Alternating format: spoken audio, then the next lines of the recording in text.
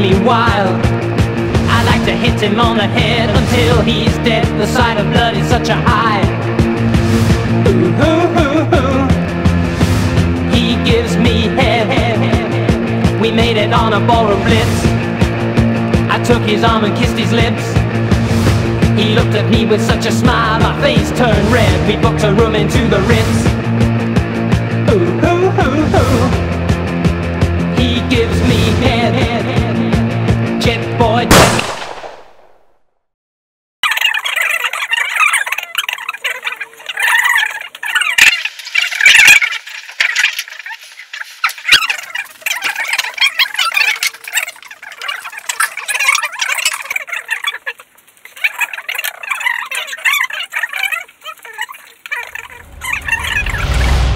Bonjour, bienvenue dans ce numéro 7 de Boulevard du Cinéma. Aujourd'hui, nous sommes avec Patrick Renaud, Daniel, Louis, Bruno, Christian. Moi, c'est un peu Karine parce que, comme beaucoup de gens nous ont demandé qu'il y ait plus de filles dans l'émission, je voulais lui rendre hommage vu qu'elle n'est pas là aujourd'hui, et d'une manière qui se remarque, je pense. Et aujourd'hui, nous avons un invité spécial, Damien Granger. Bonjour. Bonjour. Bienvenue au club. Merci. Alors, Damien Granger, donc tu as été rédacteur en chef de Mad Movies pendant 9 ans. Oui, tout à fait. Et tu as des souvenirs particuliers? De 97 à 2006. J'ai été bien évidemment ravi d'être rédacteur en chef de ce magazine, puisque j'avais commencé à lire comme beaucoup de gens adolescents, à 12 ans. Et quand j'ai commencé à lire Mad, je m'étais dit que j'adorerais commencer ma carrière professionnelle en écrivant dedans. J'ai eu la chance que ça arrive très tôt, puis de devenir rédacteur en chef ensuite assez rapidement aussi, et que ça dure, puisque ça s'est arrêté aussi, c'était mon choix d'arrêter. J'ai des super souvenirs, puisque c'est une époque où il y avait de très très bons films de genre, je trouve, donc ça nous permettait de faire un magazine qui parlait de bons films, et donc un bon magazine. J'ai des souvenirs, oui, en effet, de personnalités rencontrées, surtout de voyages, notamment dans les marchés du film. C'est ce que j'ai toujours préféré, personnellement. Puisqu'après, mon petit plaisir personnel, c'est ce qu'on appelle justement la série B. Des films à petit budget qui sont tournés avant tout pour le DVD et le câble. Et c'est vrai que j'avais toujours dit, la première fois que j'ai mis les pieds à la FM, qui est donc l'American Film Market, le marché du film de Los Angeles, c'est un peu l'image que me faisait du paradis. C'est-à-dire où tu vois des films à tout petit budget sur des écrans panoramiques, ce qui te donne vraiment une autre vision du film que quand tu le découvres en DVD. J'ai toujours cité un exemple, par exemple, quand tu découvres un David de Coteau comme Litchi ou Speed Demon sur un écran panoramique de la taille des écrans qu'on peut trouver au Max Nader ou Lucien Normandie, ça te fait voir le film totalement différemment quand tu peux le découvrir en DVD. Surtout chez David de Coteau, je cite cet exemple puisque c'est quelqu'un qui tourne dans un faux format cinémascope en 16:9 anamorphique, mais qui te donne vraiment l'équivalent du cinémascope, et c'est vrai que découvrir ce genre de film sur tout un écran, c'est vraiment incroyable. Et tu as d'autres souvenirs ou d'autres rencontres? Alors des rencontres, oui, plein. J'ai notamment un souvenir, c'est une anecdote plutôt rigolote, mais j'ai pris le petit déjeuner par exemple avec les deux gamins du film Spy Kids, juste avant d'interviewer Robert Rodriguez, c'était rigolo. Sinon j'ai rencontré bien évidemment John Carpenter, Guillermo del Toro. C'est qui John Carpenter? Le réalisateur de... le père de Cody, tu veux dire? Le réalisateur du roman d'Elvis. Ouais. Effectivement. Et tu as rencontré Tobe Hooper aussi. Oui, Tobe Hooper, je l'ai rencontré et dans des bonnes conditions puisque j'animais la masterclass pour la sortie de Mortuary à la FNAC, pour la fabrique de films. Et j'avais donc déjeuné très longuement avec lui juste avant. Et c'était un moment que j'attendais particulièrement dans le sens où je ne l'avais encore jamais rencontré. Et il a pourtant réalisé mon film d'horreur culte, Massacre à la tronçonneuse, qui est un des 3 films qui m'ont fait aimer le cinéma, avec Le Bon, la Beauté, le Truand, notamment de Sergio Leone. Et c'est vrai que c'est la première fois que je rencontrais le réalisateur du film que j'avais découvert. Je l'ai découvert, Massacre à la tronçonneuse, j'avais 11 ans. Et c'est la première fois que je le rencontrais. C'était un moment que j'attendais énormément et ça a été un déjeuner de 4 heures avec une super discussion, très passionnée, avec quelqu'un de très humble, très intéressant, très intelligent, toujours à l'écoute de l'autre. C'était un moment que je n'oublierai pas. Oui. D'accord. Et que je garde vraiment dans un coin de ma tête aux côtés de ces films. Très bien. Et donc là, tu as un projet alors qui est bien avancé, je crois? Oui, tout à fait. Un livre qui s'appelle Dimly Posters. Le concept est né en 2004. Justement, pendant que j'étais à l'American Film Market, où je feuilletais chez Barnes & Noble tout un tas de livres d'affiches, et je me lamentais un peu frustré de me rendre compte que la plupart des livres d'affiches traitent des mêmes périodes en fait. C'est-à-dire des années 50, 60, 70, où on retrouve à peu près les mêmes affiches d'un livre à l'autre. Alors ça donne de très beaux livres, mais c'est toujours les mêmes périodes qui sont couvertes. Et ce soir-là, dans ma chambre d'hôtel, en regardant une série, je m'amuse à compulser un peu tous les flyers que j'avais ramassés ce jour-là à American Film Market. Il faut savoir qu'un flyer, c'est une petite plaquette publicitaire que les vendeurs de films distribuent aux acheteurs potentiels, avec l'affiche d'un côté, un résumé de l'autre, pour leur donner envie d'acheter le film. Et il faut dire que ce jour-là était une journée particulièrement bonne, avec des très très belles affiches sur les flyers. Et en compulsant cette pile de flyers que j'avais ramassé ce jour-là, l'idée m'est apparue comme évidente qu'il fallait faire un livre sur cette période-là, sur les affiches de série B de cette période-là, et c'est comme ça que j'ai eu l'idée. Dans un premier temps, j'ai pas eu le temps, parce qu'en tant que rédacteur en chef de match, j'avais pas le temps de développer beaucoup de projets personnels à côté. J'ai commencé en sortant un petit fanzine numérique à partir de 2011, et progressivement l'idée est venue de sortir carrément un livre. Et là, dans ton livre, il n'y aura que des affiches de films qui existent. Tout à fait, ouais. C'est que des affiches de Parce que moi, c'est un truc qui m'a toujours interpellé, ça, et notamment dans les festivals et les marchés du film, le nombre d'affiches qui existent, et tu pourras en faire un second volume, je suppose, qui sont absolument démentes, de films qui n'existent pas. Les projets qui n'ont pas abouti, en fait. Ouais. Cette idée, finalement, cette idée, tu la retrouves, toi, dans ce que tu appelles la série B. En l'occurrence, l'idée que c'était l'idée de Corman, ça, au départ. C'est lui qui a lancé cette idée, ce que j'appellerais le syndrome du vendredi soir, c'est-à-dire il trouve un affichiste qui fait une affiche absolument incroyable, et il la propose au producteur, et puis ensuite, en partant simplement de l'affiche sans scénario ni quoi que ce soit, le lundi matin, le film est en tournage. Oui. Alors ça, il y en a beaucoup, et j'ai aussi bon nombre en effet d'affiches de films qui n'ont jamais été tournées. Et si le livre s'appelle Gimmick Posters volume 1, c'est aussi parce que je l'ai prévu en effet dès le début en plusieurs volumes. J'ai de quoi faire 3 volumes avec vraiment les plus belles affiches de série B de 81 jours. Il faut savoir que je pars d'une collection de 15 000 flyers, donc 15 000 affiches, pour lesquelles j'en ai sélectionné donc 450. Et ensuite, il y a un volume que je prévois sur ce que j'appelle ces incroyables films qu'on ne verra jamais. Parce que j'ai bon nombre d'affiches en effet de films qui ne se sont jamais tournés, et des fois avec des réalisateurs ou des acteurs un peu connus, comme j'ai retrouvé récemment une affiche d'un film de William Lustig qui s'est jamais fait, qui s'appelle Hell to Pay, avec une accroche qui était d'ailleurs un peu nationaliste, on va dire, puisque c'était une accroche qui reprenait un peu la thématique d'Invasion USA de Joseph Zito. Mais voilà, ce genre d'affiche, en effet, de projets qui n'ont jamais abouti, qui est très très intéressant aussi, en effet, de rappeler aux gens que tous ces films auraient pu se tourner, mais n'ont jamais été. C'est passionnant. Et c'est orienté surtout cinéma américain, ou tu vas piocher un peu dans le monde entier? Non, dans le monde entier, oui. Il y a du cinéma philippin, indonésien, italien, français même.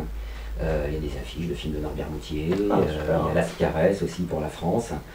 J'ai voulu que ce soit mondial, même si les Américains sont ceux qui produisent le plus de films, y compris dans ce domaine. Je voulais vraiment que ce soit mondial pour montrer aussi que chaque pays a un peu sa sensibilité vis-à-vis de faire une affiche. On ne fait pas les mêmes affiches aux Philippines qu'on les fait aux États-Unis. On ne fait pas les mêmes affiches non plus en Italie. Il y a des gens qui ont continué à faire des affiches peintes pendant très longtemps alors que les autres étaient déjà passés à des montages photos. Et c'est vrai que quand on regarde un peu au fil des années 80, 90, 2000, il y a aussi une évolution de l'affiche qui suit l'évolution du cinéma. Et ça, c'est quelque chose, par exemple, qu'on retrouve très bien chez Troma, qui symbolise très très bien cette cassure d'une génération à l'autre. Dans les années 80, les affiches étaient dessinées et peintes. Dans les années 90, c'était des affiches complètement loufoques, une photo un peu dingue avec un fond psychédélique. Et dans les années 2000, ils viennent à des affiches un peu conceptuelles où il y a juste une photo. Et ce qu'on retrouve beaucoup dans beaucoup d'autres affiches de ces époques-là. Et ton bouquin, il est, ton bouquin, il est construit comment? C'est genre une repro de l'affiche en pleine page, alors, avec un texte. Un rédactionnel avec ouais, alors dans le livre, en effet, les affiches sont reproduites la plupart du temps en pleine page. Il y a un mot d'ordre, c'est de ne pas toucher à l'intégrité de l'affiche. C'est-à-dire que je veux qu'elle soit reproduite telle qu'elle a été faite. Et je ne veux pas qu'on la recadre. Je veux pas recadrer comme souvent le cas dans les magazines. Je ne veux pas non plus qu'on enlève la fiche technique s'il y en a une, parce que c'est très important. Personnellement, si je me suis mis à collectionner ces petits objets promotionnels qu'on appelle flyers, c'est aussi parce que derrière, c'est une base de données assez impressionnante pour aller vérifier les années de production, puisque tout est copyrighté. pour faire des filmos, tout ça. Donc je veux vraiment pas qu'on touche à ça. Donc la plupart du temps, elles sont reproduites en pleine page et accompagnées systématiquement d'une petite chronique, en effet, à la fois informative, anecdotique et critique. Il faut préciser que tu as vu tous les films. J'ai vu le Premier premier volume. chroniqué dans le premier volume, tout à fait. Et est-ce qu'il y a un ou deux films qui se démarquent? Oui, je peux t'en citer plusieurs, notamment Tripozoïde, qui moi me tient énormément à cœur, qui est un film de David de Coteau, qu'il a réalisé en 87. Avec Linéa Coulier. Avec Linéa Coulier, tout à fait, qui donne lieu d'ailleurs à une des scènes de douche les plus mythiques de la série B. Ah d'accord. Tripozoïde, c'est un Est-ce que film... tu as retenu en fait? En partie, ouais. En partie. En plus du fait que Tripozoïde est important dans l'histoire de la série B, puisqu'il y a un tournant avec Tripozoïde qui va se marquer.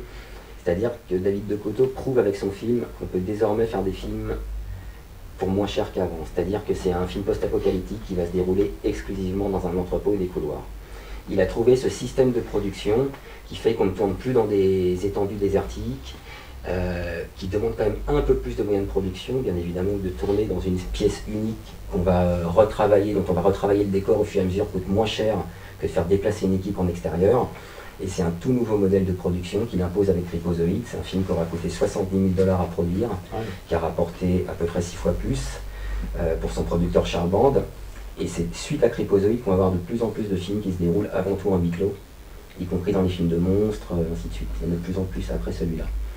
On en trouve très très peu avant. Quand on regarde la plupart des films post-apocalyptiques avant, ils se déroulent en extérieur. C'est ce qu'on appelle un des premiers films de couloir en fait, qui est devenu ensuite un genre à part entière, pour dire à quel point un film peut être chiant parfois. C'est un film de couloir. Tripozoïde en est le plus bel exemple, même si personnellement je trouve que c'est un film très fun à regarder, parce que ça a beau se passer avant tout dans une pièce et dans 3 couloirs, il arrive à faire rebondir régulièrement son histoire. Il amène de la bestiole régulièrement, des nanas topless, et puis il y a cette surprise finale avec le bébé mutant. Il y a vraiment des bonnes choses dedans, ce qui en donne un film très fun, mais qui est avant tout pour moi vraiment en effet un modèle économique pour la suite de l'industrie de la série B, réellement. Un autre film? Un autre, après je pourrais te citer Mind Twister de Fred Olen Ray, qui était sorti chez nous et diffusé sur TF1 à l'époque de Hollywood Night de Jean-Luc Puteaux sous le titre La Manipulatrice, qui est un de ses 4 thrillers érotiques. Alors ce qui est rigolo avec La Manipulatrice, tout comme ses autres thrillers érotiques, c'est que Fred Olen Ray n'a jamais aimé ce genre en fait, il l'a fait uniquement parce que bien évidemment bon nombre de producteurs en voulaient suite à la sortie de Basic Instinct. Et quelque part, Fred Olen Ray est celui qui a réalisé les meilleurs thrillers érotiques de série B. Donc, ce qui est très rigolo pour quelqu'un qui n'aime pas ça et qui dit ne jamais regarder, parce qu'il a dit clairement qu'il ne regardait jamais ceux des autres tellement c'est un genre qui le faisait chier. Et La Manipulatrice est intéressant dans le sens où ça change vraiment de ce qui peut se faire habituellement dans ce genre-là, c'est-à-dire on va déshabiller les nanas assez rapidement, on va faire de la scène érotique et avant tout pour la télé câblée en effet, c'est-à-dire avec de la musique d'ascenseur, des plans très cadrés, très léchés. La Manipulatrice est un thriller très très sombre, très violent, très gore. D'ailleurs il faut le voir dans sa version intégrale, car sur TF1 il était passé en version coupée. Elle existe la version intégrale? Elle a été sortie en VHS chez nous, tout à fait. Elle est sortie chez TF1 Vidéo à l'époque. Donc DVD, Bruno, elle existe, non? Non, je crois pas que ce soit sorti. Non, il y a pas Non, de DVD. j'ai dû voir la VHS moi aussi à l'époque. Et Damien, comment on peut se le procurer? Le livre. Alors le livre pour l'instant il est en précommande en passant par un site participatif qui est Ulule, où j'ai besoin d'atteindre 250 précommandes pour que le livre puisse exister. Ce qui va couvrir une grosse partie des frais d'impression. Car je voulais aussi faire un beau livre. Je voulais pas faire un simple livre de 200 pages en couverture soft, je voulais vraiment un beau livre, donc j'ai trouvé un imprimeur qui va me faire ça avec une belle couverture hardcover, comme un beau livre d'art. Tout en couleur? Tout en couleur. Sur un beau carton 1,8 mm pour la couverture, avec du très beau papier intérieur que j'ai personnellement choisi avec 2 critères en tête, c'est que je ne voulais pas qu'il puisse y avoir de traces de doigts sur le papier, ce qui est souvent le cas dans les livres, j'aime pas ça, et qu'il n'y ait pas de transparence non plus, étant donné que j'ai beaucoup d'affiches. Et je veux pas que ça gêne la visibilité des textes. Et en plus, pour la modique somme de 20 €. Voilà. Ça rien, c'est 20 donné. €, Hein. c'est... Ouais. On mettra le lien. On va mettre le lien de toute façon, il s'affiche là. Tout à fait. Et n'hésitez pas, parce que c'est un livre qui mérite de voir le jour. Et comme ça, on aura les suivants. Oui, on espère qu'il y ait une suite. Il y aura le volume 2 et le volume 3. Et le volume 2 et le volume 3, donc enfin déjà le volume 2, si le 1 fonctionne bien, j'imagine, dans combien de temps? Le volume 2 en décembre 2018, du coup 1 an après. Je compte sortir chaque volume tous les ans et j'ai prévu, mais ça reste sous réserve des hors-séries entre-temps. Le premier sortirait en juillet et serait spécial Aquamonstre et Sharksploitation. Ah. Donc toutes les affiches de films de requins et de films de monstres marins qui existent depuis les années 80. Parce que ça revient à la mode. Voilà, c'est vrai qu'avec tous les films de requins qu'on a vus Sharknado. ces dernières années grâce à Sci-Fi, il y a beaucoup de choses qui se font à nouveau. Mais on a tendance à oublier qu'il y en a eu quand même dans les années 80 qui étaient intéressants aussi, et notamment aussi des films de monstres marins. Pas seulement de requins, mais des films de créatures complètement inventées, ou de pieuvres, ou de sangsues. Alors qu'il y a très peu de films sur les écureuils en fait. Ouais, non, pas vrai. Beaucoup moins. Daniel, toi qui es collectionneur d'affiches des années 80, tu en as aussi des... Oui, j'ai quelques Série affiches B. des années 80. Série B également, mais je me suis un petit peu bloqué. À la fiancée de Frankenstein. Ouais, la fiancée de Frankenstein. Un monstre marin. Je me suis arrêté grosso modo aux années à la moitié de la décennie 80. Parce qu'après les affiches sont devenues un petit peu. Oui, comme Damien disait, plutôt la photo. Oui, voilà, c'est sans grand intérêt. Et justement, je voulais te demander, Damien, elles sont rarement signées ces affiches? Est-ce que tu as pu identifier certains affiches dessinateurs et en parler un petit peu? J'ai essayé de le faire au maximum, mais c'est pas simple en effet, car comme tu J'imagine, dis, elles sont très rarement signées, même les affiches dessinées parfois ne le sont pas, c'est impossible de retrouver la signature. Donc j'essaye de parler un petit peu de l'auteur quand il est identifiable et qu'il a fait plusieurs choses, mais c'est quelque chose d'assez rare dans les textes, c'est pas ce qui revient le plus. Okay. Et pour rebondir sur ce que disait Daniel, c'est vrai qu'on a connu des années où les affiches étaient vraiment terribles, dans les années 90 surtout. Il y a un moment, quand j'ai pensé au livre en 3 volumes, je voulais faire justement volume 1 années 80, volume 2 années 90, volume 3 années 2000. Mais ça aurait fait un volume 2 terrible. Dans les années 90, on est vraiment dans des affiches purement conceptuelles. C'est-à-dire qu'on fait un film d'araignée, c'est une photo d'araignée, on rajoute le titre par-dessus et ça s'arrête là. C'est un film avec Dolph Lundgren, on met la tête à Dolph Lundgren, on rajoute un flingue par-dessus, une explosion derrière et ça s'arrête là. Et c'est vrai que les affiches des années 90 sont vraiment abominables, elles sont atroces. Et la Canon était vraiment spécialiste de ça, parce que je me souviens avoir récupéré à Cannes des brochures, carrément, parce qu'ils imprimaient des brochures très luxueuses de projets pour vendre leurs films, dont grosso modo 9 sur 10 ne se faisaient pas. Avec des noms, des Chuck Norris, des Bronson, enfin les noms maison et tout ça, évidemment, c'était du montage photo. Un logo, en général, un logo pour le titre du film et puis effectivement une photo. C'est vrai que les affiches dont les films n'existent pas, c'est assez émouvant, parce que finalement, c'est la seule trace qui reste d'un projet, d'un investissement personnel. Je crois qu'il y a un livre qui est sorti sur les... Oui, sur les grands films, ils vont parler du Dune de Jodorowsky, ils parlent du Napoléon de notre ami Kubrick, etc. Mais c'est pas des petits films, en fait. Par exemple, j'en pense au livre sur Romero, où Bruno avait chroniqué. Là, il y a un grand chapitre sur tous les projets non finalisés de Romero. Ça, c'est passionnant. C'est ce qui est génial. Donc, tout ce qui est effectivement projet non abouti, on y était presque, et puis il n'y a pas eu le financement. Mais le scénario était écrit en général, on avait l'histoire, on avait un casting. Et après on rentre dans le fantasme, quoi. Ouais, voilà, après nous on peut faire le film, quoi. Moi, celui que je rêve le plus de voir et qui s'est jamais fait, qui se fera jamais, c'était Elsa et Bruce Lee dans le Triomphe des Bermudes. Les flyers à Cannes. Et Bruce Lee, oui. Mais c'est vrai que dans les marchés du film, tu voyais plein de pré-affiches qui annonçaient plein de films qui sont jamais faits la plupart du temps, comme Cannibal Holocaust 2 et d'autres titres comme ça. Des affiches qui servaient pour plusieurs films, en fait. C'est rigolo. Les graphismes, même affiche, t'avais juste le titre qui changeait en entrée. Le meilleur exemple, ça reste comme Alien 5. On a été gavé de photos, d'affiches, et le film ne sera certainement jamais. On est quasiment sûr. Donc on peut chercher encore pas très loin, ce genre d'exemple. Et j'ai une autre petite anecdote pour rebondir sur ce que tu disais, Renaud, qu'en effet, sur les films qu'on ne verra jamais, c'est un peu la seule trace qui reste. J'ai été contacté il y a 3 jours par quelqu'un qui voulait à tout prix savoir s'il y aurait l'affiche du film Smoking Bones dans le livre, que j'avais déjà passé sur le mur des Movie Posters de Facebook, dans justement le chapitre « C'est le film qu'on ne verra jamais ». Et je lui dis que non, il n'y sera pas, il était prêt à acheter le livre juste pour celle-là. Je lui dis, est-ce que je peux me permettre de vous demander pourquoi? Et il me dit, parce qu'en fait, ça devait être mon film. Et j'ai plus aucune trace du truc. Combien vous êtes prêts? Je suis prêt à vous payer, combien vous voulez pour l'affiche? Et je lui dis, écoutez, je suis désolé, mais c'est ma collection personnelle, j'y tiens énormément, je la garde, mais je lui ai envoyé du coup le scan des films que j'avais fait pour le livre, il était super content. J'ai trouvé ça très rigolo en effet d'être contacté par la personne qui devait réaliser ce film, qui ne s'est jamais fait et qui n'a plus rien sur son propre projet. C'est une expérience. Il n'a même pas lui-même le flyer de son film. C'est une expérience assez rare. Donc tu disais qu'il y a un Facebook pour suivre l'actualité de ton livre. Tout à fait, oui. Page Pingouin Posters Magazine. Voilà. Damien Le Granger. lien s'affichera aussi. Christian, tu vas nous parler d'un chanteur, qui s'appelle Elvis Presley et qui a fait aussi du cinéma, je crois. Oui. Je vais vous parler d'Elvis. Le 16 août de cette année, on a commémoré le 40e anniversaire de la disparition du King, d'Elvis Presley. Alors au-delà d'être l'entertainer numéro 1 au monde depuis le début, il a aussi une carrière cinéma. Et ici on est au boulevard du cinéma. Donc, je me suis dit je vais vous parler de la carrière du King au cinéma. Alors c'est un monsieur qui a quand même fait 33 films cinéma, 31 films de fiction et 2 documentaires. Donc on va surtout se concentrer sur la partie cinéma fiction. Donc il a commencé en 1956, premier film, Love Me Tender, jusqu'à la fin des années 60. Et en fait, tout le tunnel des années 60, ça a été assez terrible, puisqu'on l'a retiré de la scène, il faisait plus de scène, il faisait plus de télévision, il faisait plus rien. Si on voulait voir Elvis, il fallait payer pour aller au cinéma le voir. Voilà, c'était un peu le deal. La faute à quelqu'un quand même. Alors, c'est la faute du colonel Parker. Et le colonel Parker, les fans d'Elvis ont un peu un sentiment mitigé avec lui. Parce que d'un côté, c'est lui qui l'a vraiment manipulé pour faire pour être la marionnette, gagner le plus de fric possible. Il prenait 25% du cachet d'Elvis. Hein. Quand même. Mais à l'arrivée, sans le colonel Parker, Elvis il serait resté chez Sun Records. Donc il n'aurait jamais été le King.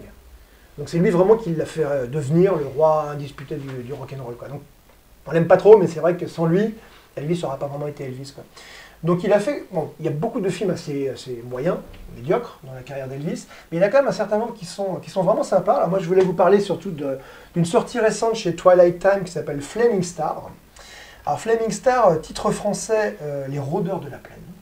Alors c'est un western réalisé par Don Siegel, le monsieur d'Orthierry. Hein.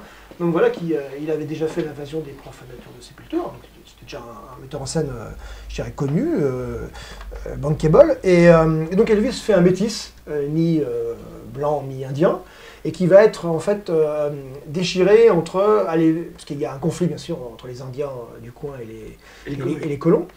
Et donc les Indiens lui disent viens avec nous, on va faire la guerre contre les Blancs, et puis lui il est plutôt côté des Blancs, donc il va être un petit peu déchiré. On va retrouver un peu ce thème du racisme en fait, hein, l'émigré qui se sent chez lui ni de là où il vient, ni de là où il est en fait, donc c'est assez dur. Elvis joue super bien, il est vraiment excellent. Il y a plein d'anecdotes sur Elvis, il était très très bosseur. À un moment donné, il y avait une scène qui était clé, une scène vraiment importante. Et il a dit à Don Siegel, attends, je suis pas prêt pour la faire, je te prête ma Rolls-Royce jusqu'à ce que je sois prêt. Et Siegel a eu la Rolls-Royce pendant plus de 2 semaines. Et quand Elvis a été prêt, il a fait une scène de folie, quoi. Donc Siegel était littéralement par terre, quoi. Donc voilà, Elvis était vraiment un acteur vraiment bien dans le film. Alors, les films d'Elvis, c'était... il fallait vendre des disques. Donc il fallait, voilà, je sors une guitare, je mets ma chanson, etc. Siegel, il a évacué ça, il a la chanson du film, Flaming Star. Au début du film, où ils sont en famille, il sort une guitare, il fait une chanson, et après c'est terminé. Donc c'est vraiment, on se concentre sur l'histoire, c'est un vrai bon western, vraiment sympathique. Donc voilà, et là Elvis avait vraiment des qualités d'acteur évidentes, tout le monde le disait, c'était vraiment un bon acteur. Il manque de chance, le film n'a pas marché. Donc du coup, le colonel Parker est revenu, il faut vendre des disques, voilà. Donc ça a été toute une série de films. Alors un exemple qui est sorti chez Twilight Time, c'est Follow That Dream, qui est pareil. Alors il sort la guitare, il chante des chansons. Le film est encore plutôt bien, mais voilà, ça a été toute une série de films où il fallait vendre de la bande originale de films. C'était un petit peu navrant. C'est un peu dommage. C'est vraiment le flop de Flaming Star qui a fait que ça n'avait pas marché, quoi. Alors, en Blu-ray, tout n'est pas sorti. Sur les 33 films d'Elvis, il y en a une dizaine de sorties. Donc là, je vous ai Follow That Dream, Viva Las Vegas chez Warner, et puis Le Rock du Bagne, Jailhouse Rock, qui sont de très bons films. Qui sont essentiels, absolument essentiels dans sa carrière. Qu'est-ce qui est sorti il n'y a pas longtemps? Clambake et Frankie et Johnny, chez un petit éditeur, je ne sais pas qui. Il y a Tickle Me, Chatouille-moi, qui est sorti en Allemagne. Et alors, bonne nouvelle, nos amis de Sidonis, les spécialistes du western en DVD, viennent de sortir Charo, qui est excellent, c'est un western un peu spaghetti. On voit Elvis mal rasé, enfin barbu, Ah oui, il chante pas du tout. qui chante pas, il chante juste la chanson du générique. Ouais, Hein. c'était du générique. Et d'ailleurs, un an après, Johnny a vu ça, il a fait le spécialiste, qui était vraiment un clone, il voulait tout faire comme Elvis à l'époque. Ils sortent, donc ça, ils le sortent en DVD, il est sorti, je crois, ces jours-ci. Et en novembre, ils annoncent Love Me Tender, qui s'appelle en français Le Cavalier du Crépuscule. Et donc ça en DVD, et ils sortent le Flaming Star, Les Retours de la Planète, en Blu-ray. En français, avec des beaux sous-titres français, j'imagine qu'il y aura une VF aussi. Donc ça c'est... Et Elvis, il chante dans tous ses films, sauf peut-être dans le western. Voilà, dans tous ces films, ils chantent. Alors c'est des prétextes, j'ai revu Tickle Me l'autre jour.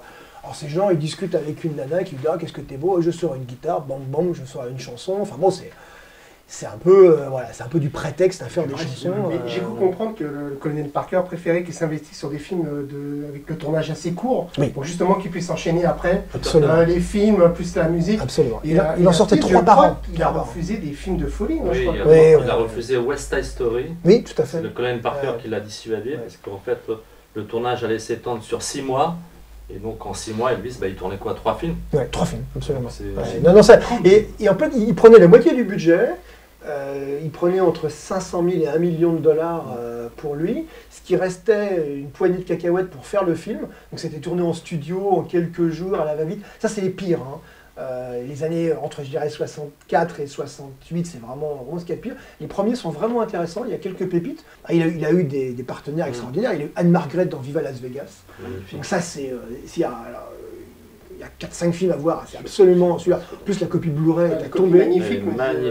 Viva Las Vegas, le film est magnifique, l'histoire est magnifique, lui il est beau comme un dieu, elle est splendide comme tout. D'ailleurs ils ont eu une liaison pendant le film, mais il était déjà avec sa future femme et ça s'est pas fait. Mais c'était le plus beau couple du monde. Hein. Et ils ont une chimie entre eux qui est incroyable. Quand ils dansent, qu'ils chantent ensemble, c'est absolument vraiment incroyable. Ouais. George Sidney. Oui, George Sidney, le réalisateur de Scaramouche. Il y a eu des très bons. Le Rock du Bagne, c'est Richard Thorpe. Donc il y a quand même eu des pointures. Le pire, c'est Norman Taurog. Lui, quand vous voyez Norman Taurog, vous savez que c'est pas très très bon. Quoi. Mais c'est dommage parce qu'Elvis lui-même était un cinéphile. Il adorait le cinéma. Et je pense que c'est une carrière qu'il a ratée. Et il était désolé. Il y a une interview dans les années 60 où il dit à un journaliste je continue à faire ces films-là, mais un jour je ferai des bons films. Il faut que je travaille encore, mais un jour je veux vraiment faire des films plus sérieux. Quoi. Donc il avait cette envie de faire des bons films, mais il y avait Parker qui lui disait non, attends, il y a du fric à se faire, on fait ça, et il était obligé de... Alors petite anecdote rigolote, si on voulait faire un petit trivia en famille, c'est les titres français des films d'Elvis. Alors je vous ai parlé des Rôdeurs de la Plaine, etc. J'en ai quelques-uns qui sont... Il y a Elvis qui s'est endormi, mais c'est plutôt une bonne nouvelle. Alors, comment on a traduit le titre français de Frankie and Johnny? François et Jean. Une rousse qui porte bonheur. D'accord. Qu'est-ce que j'ai d'autre en magasin? Viva Las Vegas. Viva Las Vegas, l'amour en 4e vitesse. Voilà. J'ai Spin Out, Tombeur de ces demoiselles. Stay Away Joe est devenu Micmac au Montana. Et mon préféré, c'est Girl Happy. Comment traduisons une femme heureuse, une femme joyeuse? Girl Happy, la stripteaseuse effarouchée. Alors, il y aurait un film à faire sur les mecs qui ont inventé les titres français des films d'Elvis. Il y a Blonde, Brune et Rousse. Absolument, ça c'est It Happens at the World's Fair. C'est arrivé à l'exposition universelle. Avec un petit trivia sur ce film, on parlait tout à l'heure très rapidement du roman d'Elvis avec Kurt Russell qui a joué le rôle d'Elvis, réalisé par John Carpenter. Et Kurt Russell a joué dans ce film enfant. Donc il a joué avec Elvis. Il avait une destinée. Il avait une dizaine d'années, il a joué avec le King. Voilà. Donc c'était pas innocent qu'il se retrouve dans le film de Carpenter. Très bien d'ailleurs. Le film est très très bien. C'est un téléfilm. C'est un téléfilm américain qui est sorti au cinéma en France. Moi je l'ai vu en salle en France en version courte. Et il est sorti depuis en Blu-ray en version longue. Et en DVD. Plus de 3 heures et en DVD, ouais, tout à fait. Plus de 3 heures. Alors je me disais après, pourquoi voir les films d'Elvis aujourd'hui? C'est vrai qu'on peut dire c'est un peu ringard, etc. Alors moi j'en ai revu quelques-uns. C'est Daniel qui a dit que c'était ringard. Non, moi j'ai rien dit. Beaucoup le disent. Il y a quand même. J'ai juste dit qu'il chantait mal. À faire couper là. Ah non, il a le droit de penser ça. Il y a le charme d'une époque. C'est vraiment, il y a l'innocence. Je pensais à Follow That Dream. C'est un film où il fait un peu un mec qui est très très naïf. Il n'est pas bête, il est naïf. Et tous les problèmes se résolvent grâce à sa naïveté. C'est des films qu'on ne voit plus aujourd'hui. Ça, c'est vraiment... on basculerait tout de suite dans la parodie. Et là, on est vraiment dans la justesse, parce que finalement, l'acteur est bon, il s'investit dans ses films. Il y a ça, il y a le fait qu'il a un charisme extraordinaire. Ce mec attire la lumière, on aime ou on n'aime pas, mais bon. Ce qui est marrant, c'est qu'il plaît, alors, je pense se regarder autant aux hommes qu'aux femmes. C'est-à-dire que les femmes ont trouvé le mec splendidement, et les hommes, c'est le king, quoi. C'est le mec, il n'est pas... c'est pas un chanteur ananas. Hein, comme on va dire, je vais dire Mike Brandt, sans me faire d'ennemis, même si j'aime beaucoup Mike Brandt aussi. Donc voilà. C'est qu'on jette par la fenêtre. Et il y a des chansons, c'est-à-dire qu'ils nous sortent des chansons. Il y a A Little Less Conversation qui est dans un film, Can't Help Falling in Love. Enfin, il y a vraiment des super chansons à chaque fois qui nous balancent, qui font partie de l'histoire, l'histoire du rock. Il y a quelques vraiment bons films. Donc je vous ai dit, Viva Las Vegas, Jailhouse Rock. L'homme à tout faire aussi qui est pas mal. Roustabout qui est très très bien, l'homme à tout faire. Bien traduit d'ailleurs. Il a fait surtout le concert à Hawaï en Mondovision. Enfin ça c'est des moments extraordinaires de l'histoire du rock. C'est le concert le plus de monde. Alors un petit aparté sur le concert d'Hawaï, Aloha from Hawaii. Mondovision, c'est la première fois que dans l'histoire de la télévision il y avait un truc en Mondovision. Plus d'1 milliard de spectateurs, donc tous les pays du monde étaient en Mondovision sauf la France. La France, où on a eu un résumé en différé. Bon, ça reste, il y a un très très beau DVD, on a les répétitions qui sont filmées, enfin bon là on n'est plus dans le cinéma, mais c'est vraiment à voir. Et j'en reviens au cinéma, donc Elvis, That's the Way It Is, sorti en 71, qui s'appelle Elvis Show en français, je l'ai vu au cinéma. Et les répétitions et le concert à Las Vegas, c'est exceptionnel. On voit le mec passionné par ce qu'il fait, la complicité avec ses musicos, etc. Et à mode en mesure, Elvis on tour, on voit Elvis en tournée, c'est absolument passionnant, quoi. Donc vraiment, tout ça fait que voilà, c'est vraiment à voir. Et puis, dernière raison, c'est le King, quoi. Voilà, il est toujours le roi, il existe toujours. Ça fait plaisir que 40 ans après sa disparition, il y a encore une actualité et ces films finalement tiennent un peu la route. Quand même, tu as visité Graceland. J'ai eu l'occasion de visiter Graceland il y a une vingtaine d'années, c'est un pèlerinage. Enfin, voilà, on voit la Jungle Room, on voit ses avions, ses voitures. Il y a un côté pèlerinage et il y a un côté sympathique, quoi. Tout le monde se retrouve, finalement, c'est peut-être la seule vedette au monde où on peut vraiment voir où il était, on voit sa tombe. J'ai toujours ce souvenir, dans le restaurant, il y avait un jukebox avec que des chansons d'Elvis. Et chacun se levait, mettait son quarter et mettait sa chanson préférée d'Elvis dans le restaurant. Voilà. Et là, pour moi, il y a eu un monde de fou pour le 40e anniversaire, mais ça continue. Et il y a vraiment des films à voir, donc il n'y en a qu'une dizaine qui est sorti en Blu-ray. Ça continue, il y a Kid Galahad, plutôt pas mal, il fait un boxeur, qui sort ces prochaines semaines. Donc, Sidonis, un direct au cœur, très bien. Il faut aller aux États-Unis pour trouver ces éditions, il n'y en a pas de... Alors, voilà, Jailhouse Rock, Viva Las Vegas se trouve, Love Me Tender est sorti un peu partout en Europe, mais pas en France. Donc là, il sort en France en DVD seulement. On le trouve en Allemagne, en Italie, en Angleterre. Sinon, c'est souvent aux États-Unis, effectivement. Voilà. Et sinon, en DVD, il y a quasiment tout. Vous trouvez tout en DVD. Bon, la qualité est plutôt moyenne. Mais bon, c'est vraiment sympa, il y a des couleurs, c'est du Technicolor, c'est vraiment splendide. C'est toujours soigné, de toute façon. Voilà, mais il faut le voir pour ce que c'est, il faut le remettre dans l'époque. Mais je vous dis, Jailhouse Rock, Viva Las Vegas, Les Rôdeurs de la Plaine, donc Flaming Star, Love Me Tender, qui est très très bien aussi. King Creole, Bagarre au King Creole en français, qui est très très bien. Michael Curtis, l'homme de Robin des Bois. Donc il y avait comme des pointures derrière. Hein. Et c'est Al Wallis, qui a été le producteur d'Elvis pour 9 films, qui disait... Elvis, c'est la seule valeur sûre pour faire du fric au cinéma aux États-Unis. On savait qu'en mettant Elvis comme star dans le film, on allait gagner de l'argent. C'était automatique. C'est pour le premier film que tu as présenté. Alors, Flaming Star a été, il s'en est retrouvé, il s'est ressorti, mais ça n'a pas été un très grand succès, quoi. Et ça a été, une dernière chose aussi, une façon d'occuper le terrain aussi, quand Elvis est parti au service militaire. Il a tourné des films comme ça pendant qu'il était parti 2 ans à l'époque, c'était 2 ans au service militaire américain. Et il y a ces films qui sont sortis, dont un où il parle il est militaire. G.I. Blues. G.I. Blues, titre français, Café Europa en uniforme. D'accord. Hein, créatif, les créatifs. Voilà. Très bien. Un clip de Marc Toulek. Patrick, tu veux nous parler de la sortie Blu-ray d'Opéra de Argento.